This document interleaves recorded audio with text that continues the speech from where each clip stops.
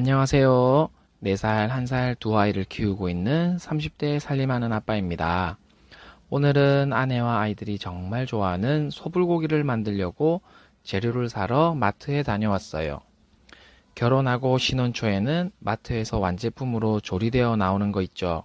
그냥 그거 사와서 후라이팬에 올리고 대충 볶아서 먹곤 했거든요.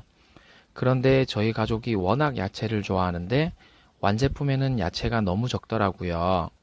매번 야채를 따로 사서 넣다 보니까 이렇게 할 바엔 차라리 내가 직접 만들어 먹는 게 어떨까 하는 생각이 들었어요. 그래서 어느 순간부터 불고기를 직접 만들어 먹기 시작했어요. 마트에 가서 양파, 당근, 새송이버섯을 사왔는데 우와, 요즘 물가가 진짜 많이 오른 것 같지 않나요? 불과 1년 전만 해도 양파 한 꾸러미에 3,000원 정도 했던 것 같은데 어제 집 올 때 보니까 5,000원 가까이 하더라고요. 당근도 낱개로 사면 100g에 300원인가 하길래 저렴한 줄 알고 몇 개 골랐더니 계산해보고 깜짝 놀랐어요. 박스로 사는 게 훨씬 이득이더라고요.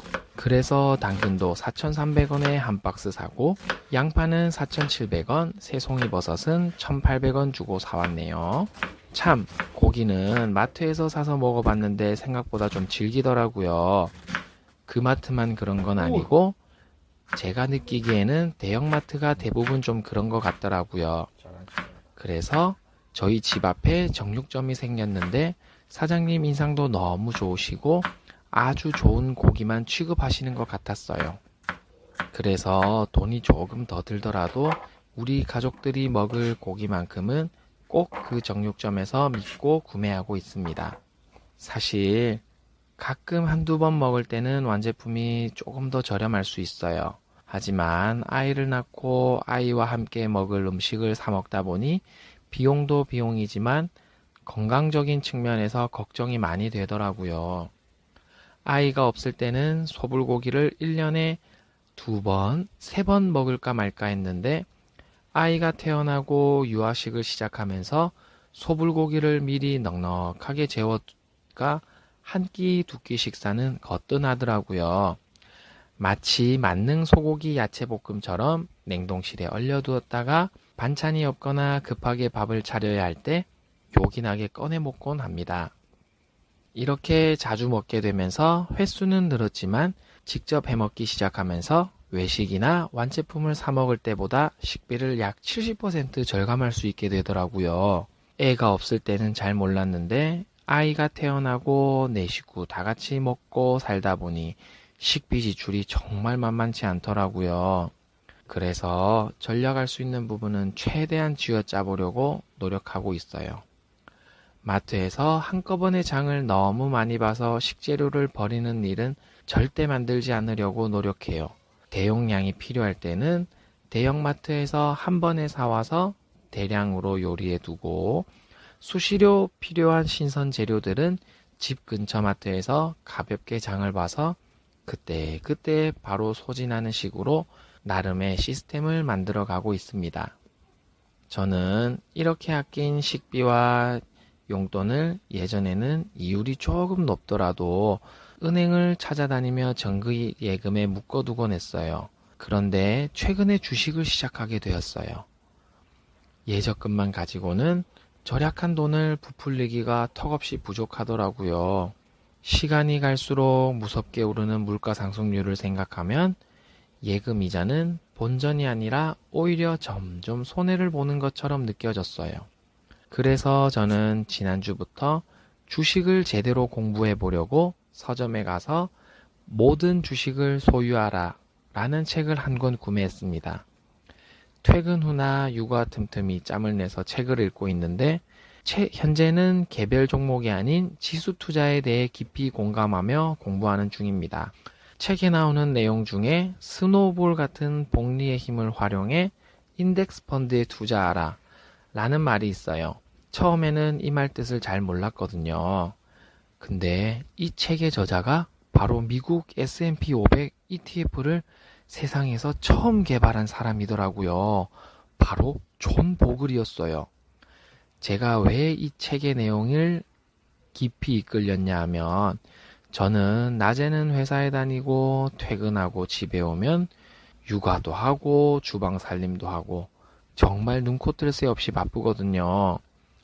매일 컴퓨터 앞에 앉아 개별 기업의 재무제표, 사업 방향, 경영자 마인드를 분석할 시간이 너무너무 부족했어요. 그래서 마음 편하게 미국 우량 기업들이 500개, 100개가 통째로 있는 지수 투자를 하기로 마음먹었어요. 물론 처음에는 개별 주식을 할지, 국내 주식을 할지, 미국 주식을 할지, 직접 투자를 할지 정말 고민이 많았었습니다. 미국 주식에 직접 투자하려니 매일 변하는 환율도 신경 쓰이고 무엇보다 우리나라랑 시차가 완전히 다르니 밤늦게 주식을 사고 팔아야 하는 게 직장도 다니고 육아도 하는 아빠로서는 정말 힘들더라고요. 그래서 저는 한국 주식을 투자하려고 마음먹었습니다.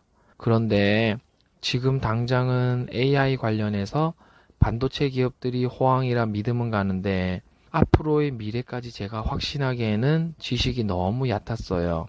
그래서 저는 결국 ISA 계좌를 개설해서 국내 증권사를 통한 편하게 매수할 수 있는 미국 주식 ETF에 투자하기로 결정했어요. 국내 증권사에 상장된 S&P 500과 나스닥 100, 이 두 가지 지수를 최종 후보에 두고 치열하게 고민했어요. 둘 다 상장 이후로 수십 년간 계속해서 우상향해온 든든한 지수였어요. 마음 같아서는 500개 기업에 분산 투자하는 안전한 S&P 500에 하고 싶었지만 제가 남들보다 주식을 늦게 시작한 만큼 복리의 마법을 조금 더 효율적으로 누리고 싶더라고요. 그래서 기술주 중심의 더 높은 수익률을 자랑하는 나스닥 100을 모으기로 최종 결정을 내렸어요.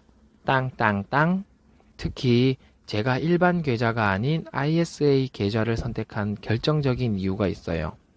살림하는 아빠 입장에서는 당근값 몇백 원이라도 아끼는 게 정말 중요한데 힘들게 투자로 번 돈에 대해 세금을 싹 아낄 수 있는 비과세 혜택을 주더라고요.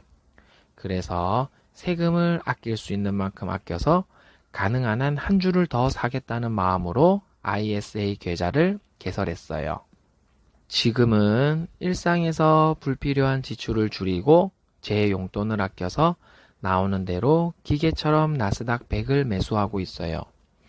저는 미래에셋 증권에서 운용하는 타이거 미국 나스닥 100을 모으고 있는데 벌써 5주나 모았지 뭐예요.